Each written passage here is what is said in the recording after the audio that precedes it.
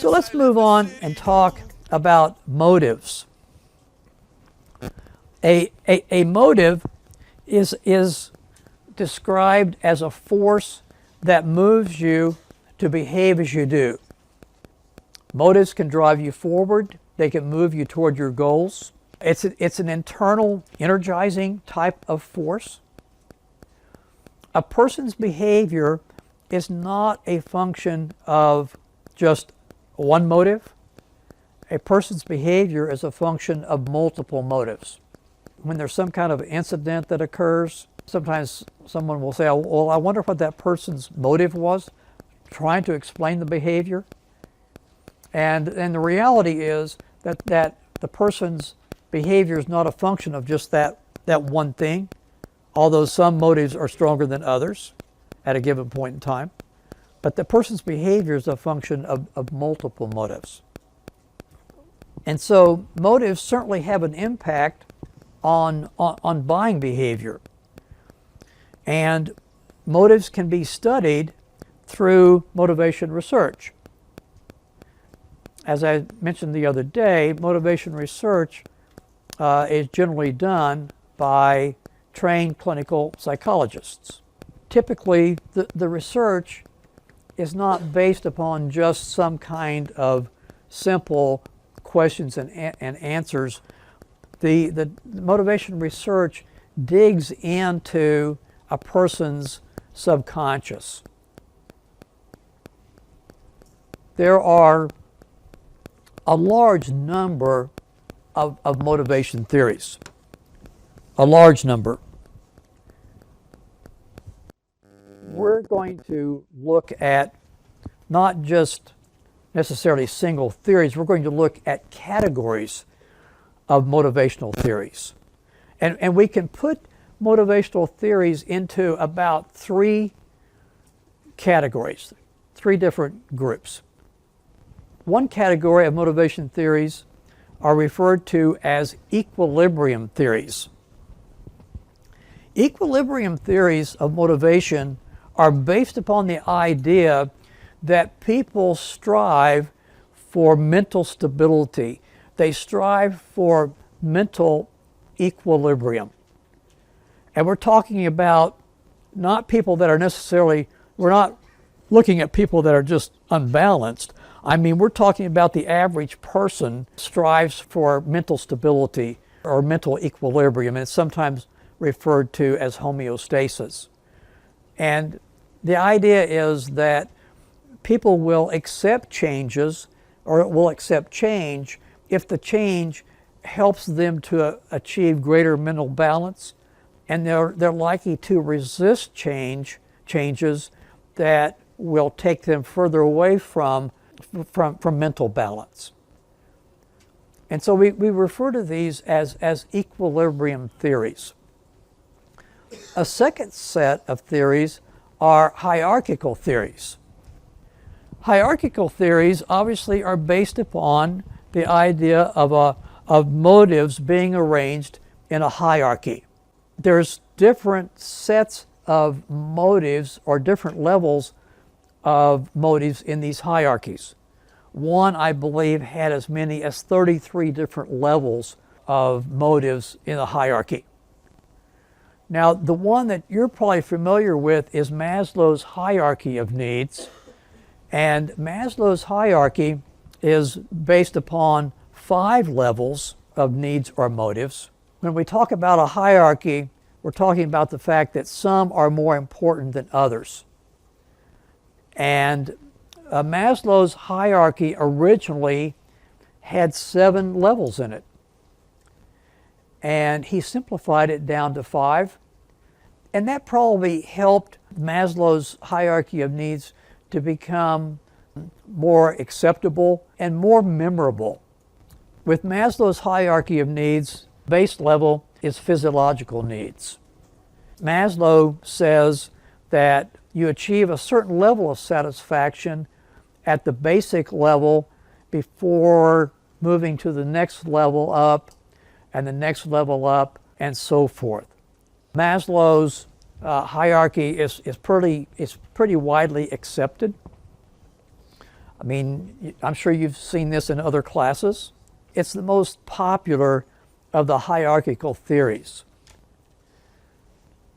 Now, sometimes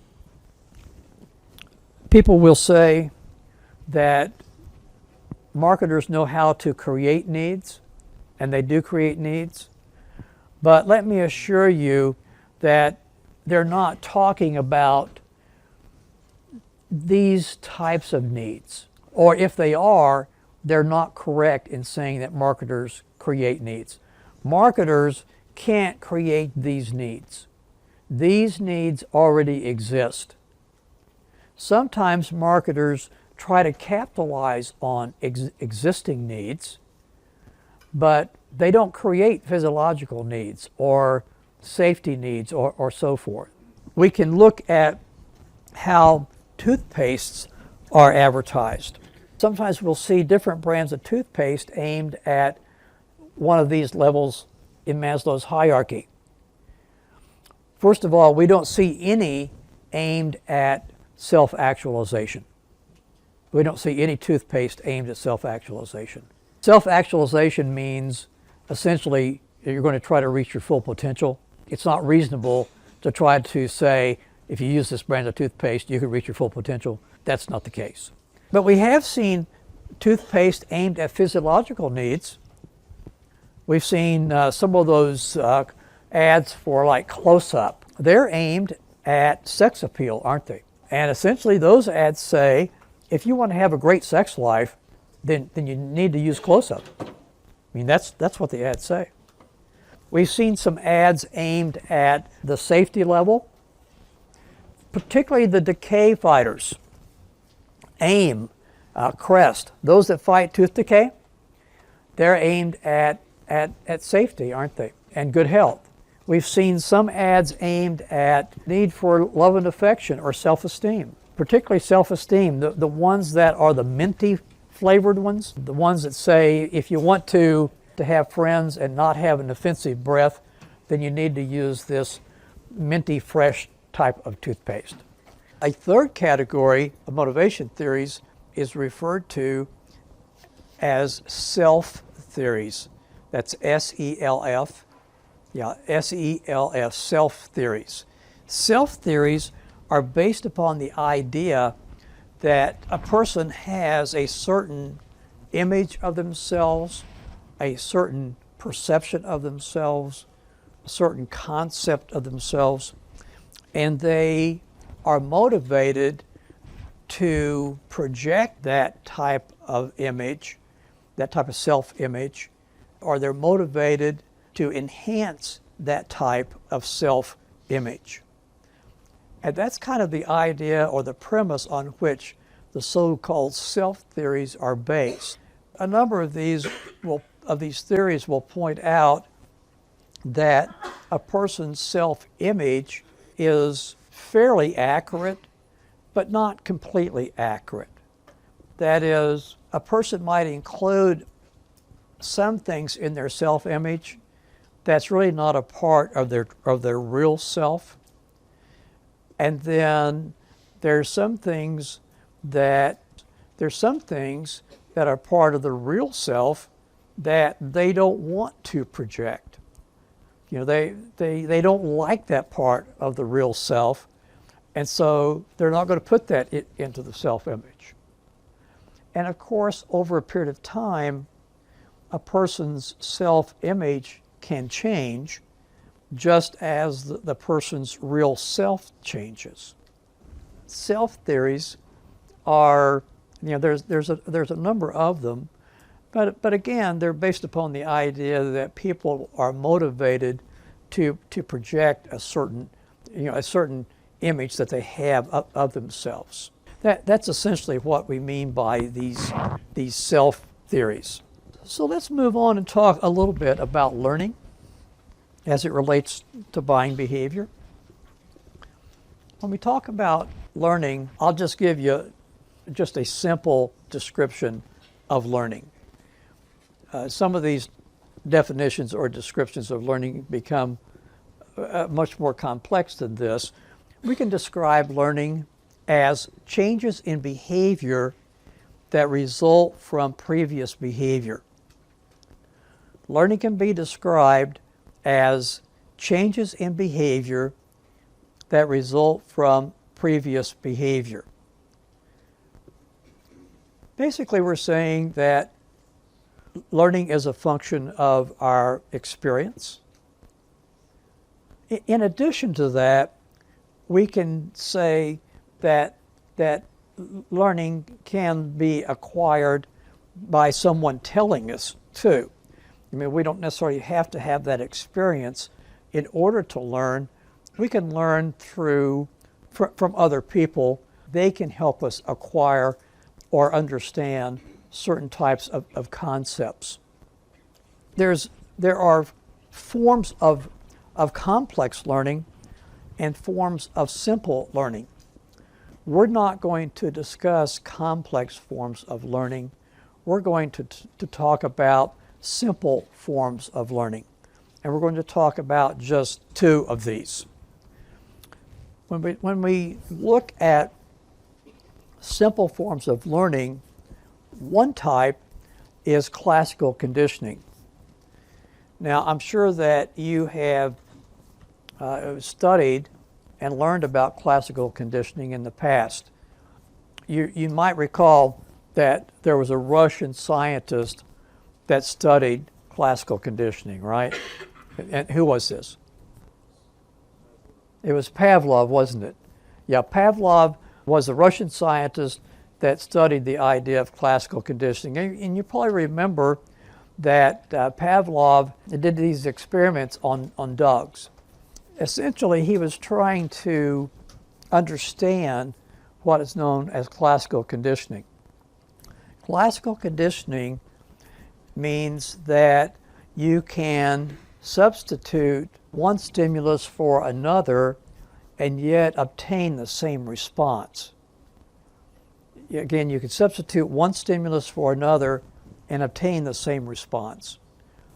So Pavlov, in order to understand this or to have some empirical evidence, he did some research on these dogs. And what he would do is show them some food that would be one stimulus. The dogs would salivate, meaning that they would drool. He would then give them the food. So he was giving them positive reinforcement. Eventually, when he would show them the food, at the same time, he would ring a bell. The dogs would salivate. He would then give them the food. And he did that for a while. And then at some point, what he found was that he could simply ring the bell, not show them the food, the dogs would still salivate. That's where you see the substitution in one stimulus for another stimulus. And then he would give them the food. He would reinforce that. And so he did that for a while. And then he began to ring the bell, not give them the food. And initially, they would still salivate. But eventually, the dogs would no longer salivate just with the ringing of the bell. I think the dogs were saying, essentially, we can take a joke for a while, but not forever. That response was extinguished because the dogs, they no longer salivated when they heard the bell if they didn't get that reinforcement.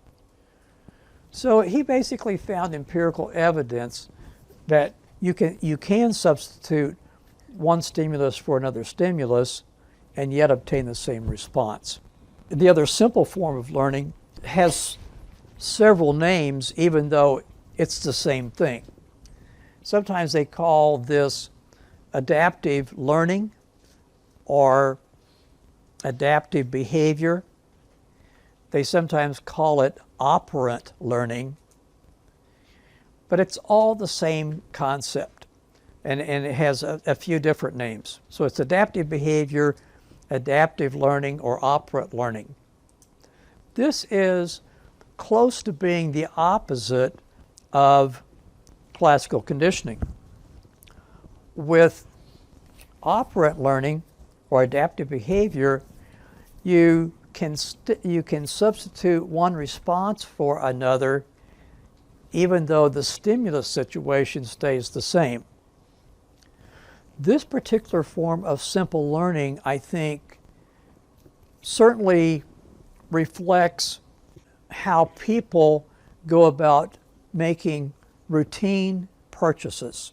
We use adaptive learning or operant behavior for a number of routine type purchases that we make fairly often. If we look at shopping for groceries, for example, a lot of these decisions about grocery items are pretty routine.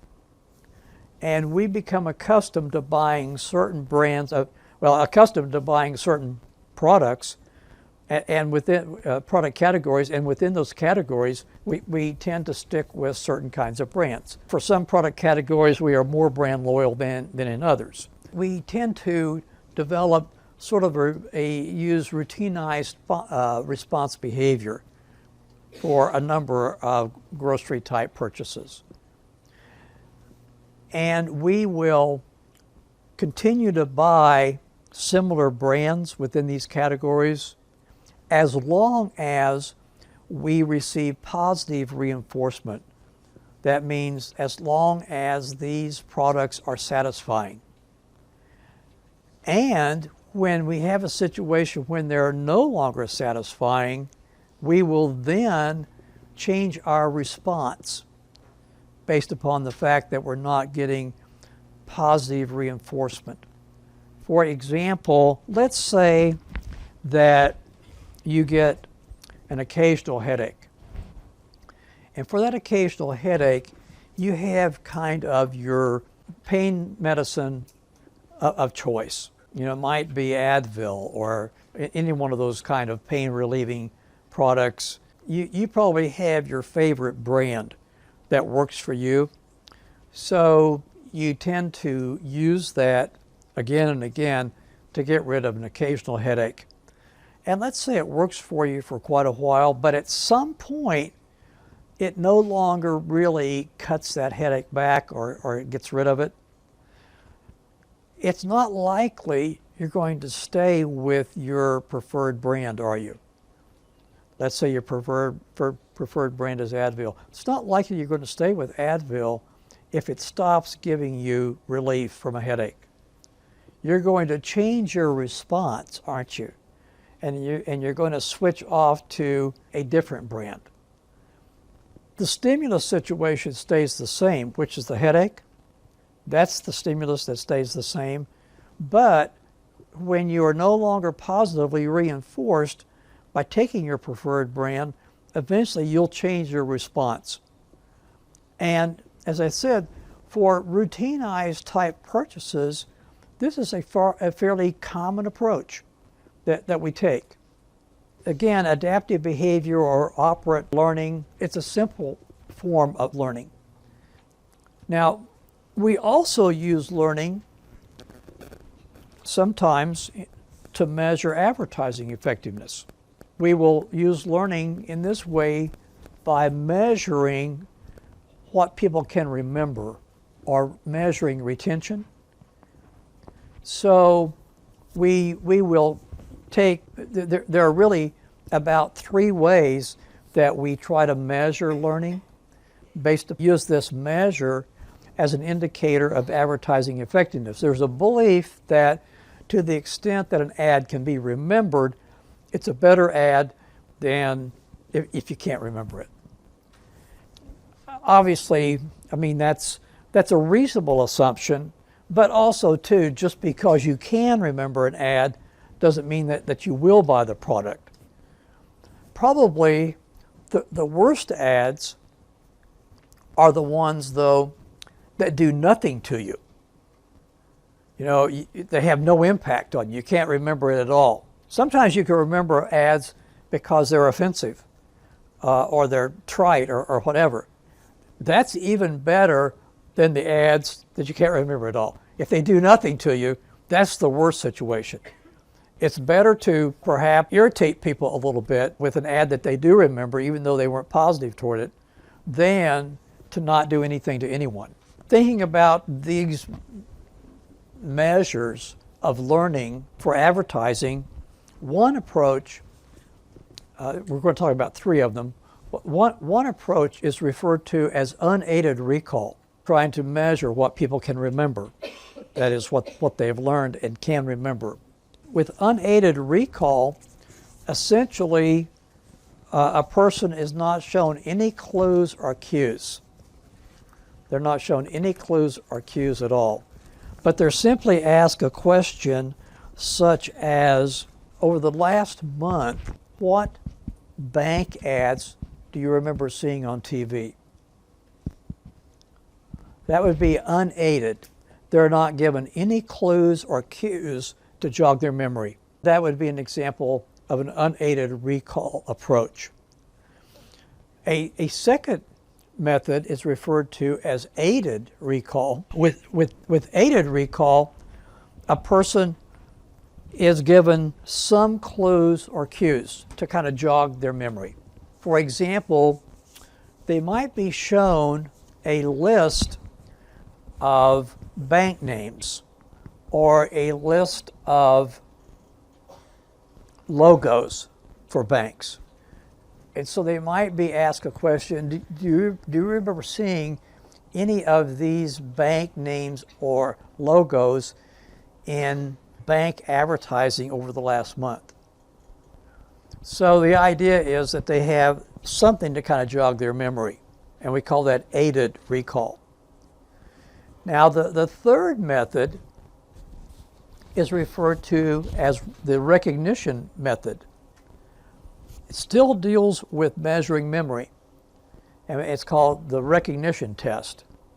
You're actually shown the ad briefly. Usually this is done with print advertising, like let's say magazines. And you'll be asked a question, do you remember, you'll be shown the ad and you'll be asked a question, do you remember seeing this ad in a particular magazine? And so it would be a quick exposure, like they would be shown a magazine like this, might be Newsweek or something. And if you say, yeah, I remember seeing, and they'll show them the cover. And they'll say, yeah, I think I read that. Okay. Well, then they open it up to an ad, and they'll say, do you remember seeing this ad in this issue of the magazine? It'll be that fast, like that.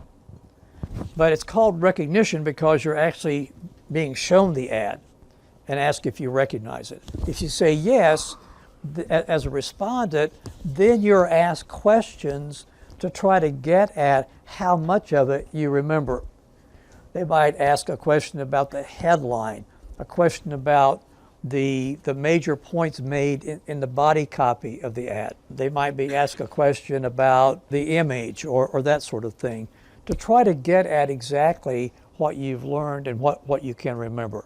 These measures of learning or memory are used to measure advertising effectiveness.